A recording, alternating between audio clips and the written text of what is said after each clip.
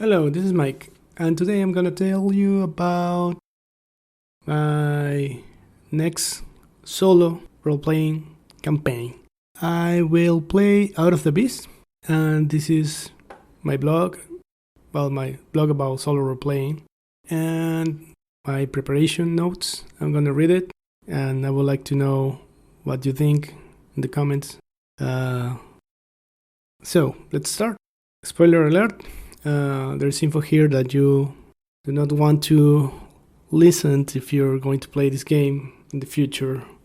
I've been wanting to play this for a long time. In fact, I've tried a couple of times. One that I remember, I think more than one probably. But I didn't went past the first chapter of the book. Anyways, this time I plan to do it. I'm going to tell you what's the plan. I'm currently running this for two groups, but using Pathfinder instead of D&D 5th edition. And it's going really nice. So they are like at 70%, 80%. And I love the Underdark, the Drow, and all that atmosphere, all that setting. For this game, these are some notes for this game. First, I'll use my own system, the 3D8 system, not 5e. I'm gonna link below in the notes of this video. Link to the system you can find in RPG Droid Through is still a work in progress, but I think it's kind of usable. There is lots of advice and tips, and also you can take little parts of this system to use it on any D20 system. We'll start this campaign with 12 characters. I talked before about playing solo with multiple characters, different parties, etc. So I'm gonna try that here. Well, I have tried that before in other games, but I'm gonna do it here. Not with different parties, but just 12 characters, and will be a little... we'll see who survives, right? And where do they go, and who they make friends or groups with, right? There's all kinds of characters here. We'll get to that in a bit. I will replace the insanity system with one of my own.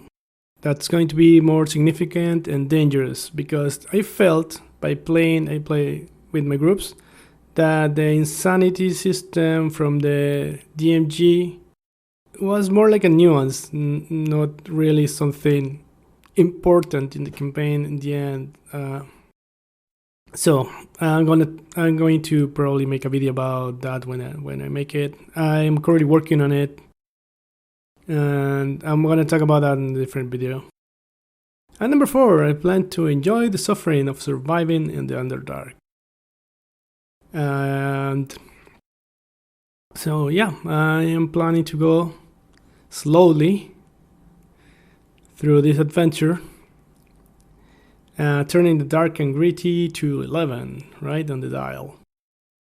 Yeah, I'm gonna be like really, really dark with this campaign. And that's something else that it's sometimes difficult with, playing 5e. People doesn't expect things to get that dark. Also, by going through slowly, I meant to, because I'm going to try to make things last a lot, have lots of interactions, like not rush at all, but the opposite. Like, this adventure start with all the characters as prisoners of the Drow, and even some of the PCs have been there, like suffering and working as slaves.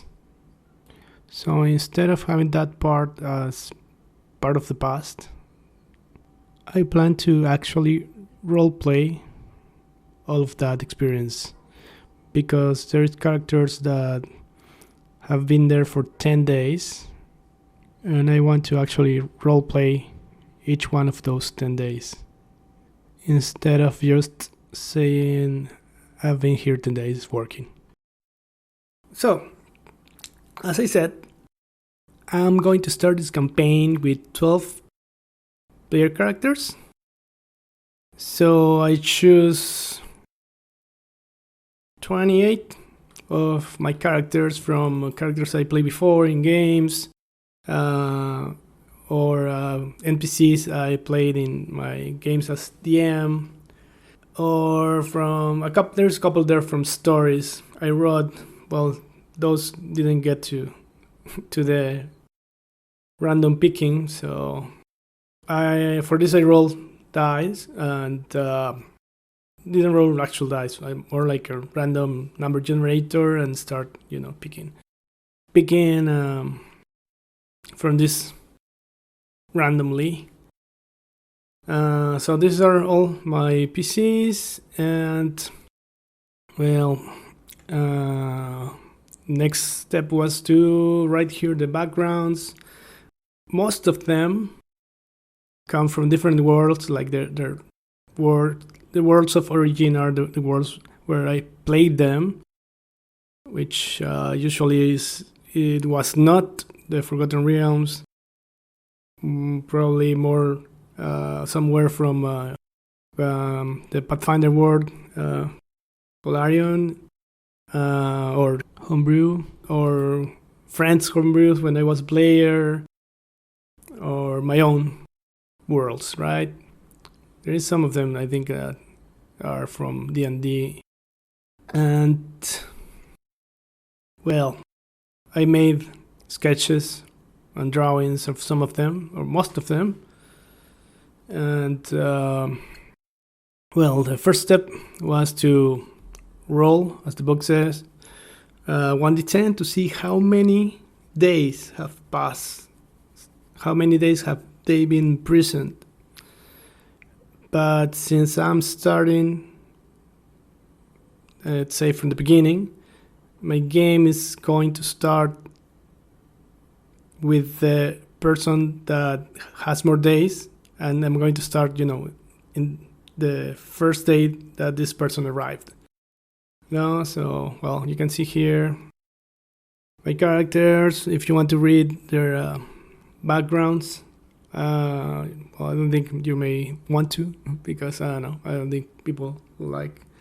But if you want me to read them, just tell me and I would. But for this video, I'm just going to go through just to show you the characters. So you see how many days are imprisoned, and then I roll on the table to see what scavenge possession they have. This one, Alvi Cassinder, she has 6 days, and a flint shard that can be used as a dagger. And well, the rest of the characters. I'm not going to read all this because, as I said, that it's probably not what people want to hear in a YouTube video. Still, I'm going to post summaries. I'm going to make summary videos, and you are going to get to know these characters there. Well, I'm going to be updating very soon, and thank you very much for watching. If you have any questions, you let me know, and I'm going to probably make a video about my system soon. It's just that I keep fixing and adding stuff as I play, and well, maybe soon. Anyways, you can check it out in the link that I'm going to put below. Thank you for watching. I'm going to be uploading more videos about this campaign very soon. Thanks for watching, and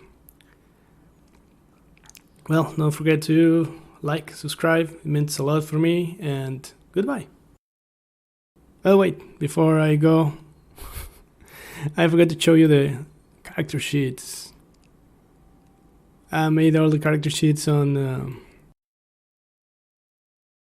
Google spreadsheets. Yeah, you can see here all the stats for the 12 characters.